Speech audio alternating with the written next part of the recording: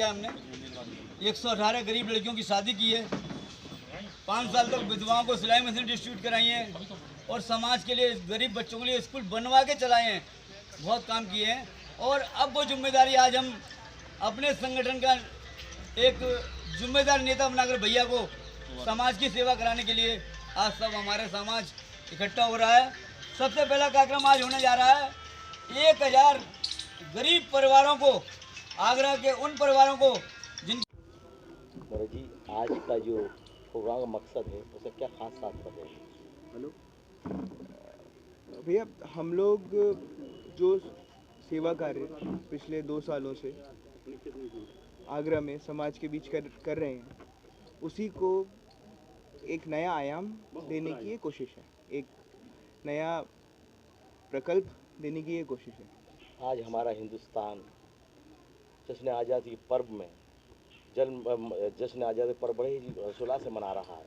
इसी पर्व को लेकर और महामहिम राज्यपाल ने जो आदेश किए हैं आपके माननीय महोदय ने, उनके आदेश पालन करते हुए आप जनता को क्या बेहतर करना चाहते हैं? जनता को मैं यही संदेश देना चाहता हूँ, मेरे भाइयों बहनों को यही संदेश देना चाहता हूँ कि हमें उन सभी वीर लोगों का आज स्मरण करना चाहिए। आज उनकी आहुतियों को, उनके बलिदानों को याद करते हुए हमें अपने भविष्य को अच्छा सुंदर बनाने के लिए प्रतिज्ञा लेनी है और इस पर्व को उतने ही धूमधाम से मनाना है जितना कि हमारे सभी वीर साथियों ने 75 साल पहले सोचा था। देश की एकता, अखंडता और भाईचारे के लिए आप देशवासियों का संदेश देना चाहते हैं?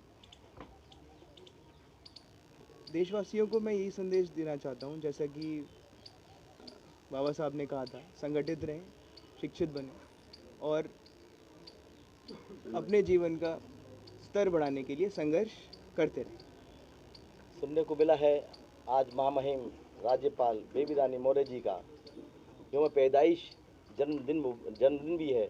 इस मुबारक मौके पर आप जनता को क्या बधाई संदेश देते हुए उनको संबोधित करना चाहते हैं? मैं जनता से यही आग्रह करना चाहता हूँ, हमारे प्यारे साथियों से यही आग्रह करना चाहता हूँ कि उनका स्नेह हमेशा माता जी की तरफ बना रहे और वो हमेशा ये प्रार्थना करते रहें कि ईश्वर की भी कृपा उन पर बनी रहे।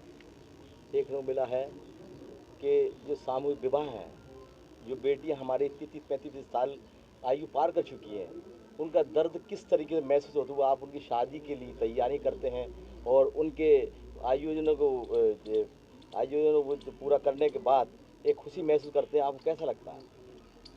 भैया, हमें तो बहुत प्रसन्नता महसूस होती है और एक अंदर से शांति भी मिलती है कि हम लोग समाज के लिए कुछ कर रहे हैं और लोगों को भी प्रेरित कर रहे हैं कि जो कुछ बहनें की शादी समय पे नहीं हो पाती है, तो हम उनको कैसे एक परिवार दे पाएँ, कैसे उनको एक जीने का बहाना मिल पाए, जिससे कि वो अपनी बची हुई ज़िंदगी को अपने खुशहाली से बिता पाएँ। जो धनाढ़ परिवार हैं, अपनी बेटी की शादी के लिए अथाह धन अर्जित करने के बाद इकट्ठा करके उसको विदा करते हैं और देखने को मिलता है समाज की एक गरीब मजलूम बेटी जो दहेज बीन रह जाती है।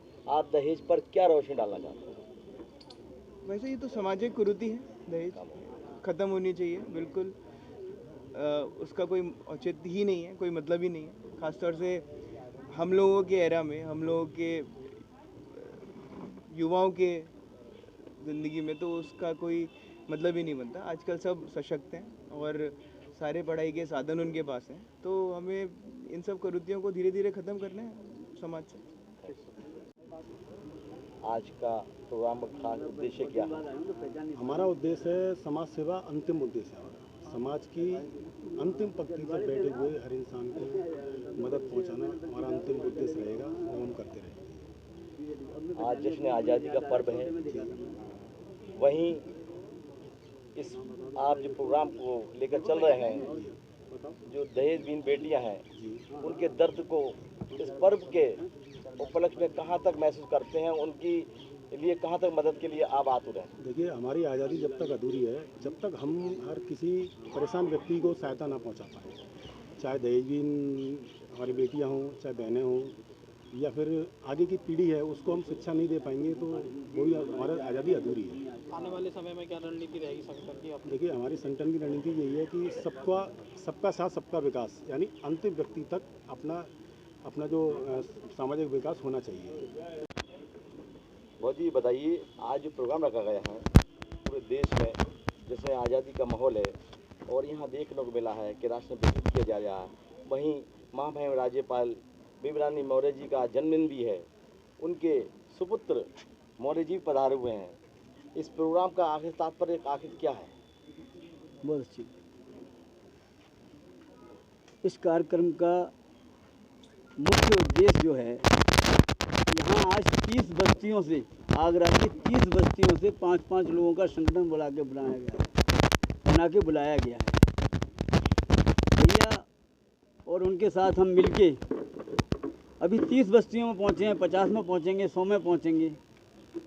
हमारा उद्देश्य यही है कि किसी बस्ती में कोई गरीब भूखा ना रहे, भूखा ना सोए, दवा के लिए ना मरे, कोई गरीब लड़की शादी के लिए ना इंतज़ार करे।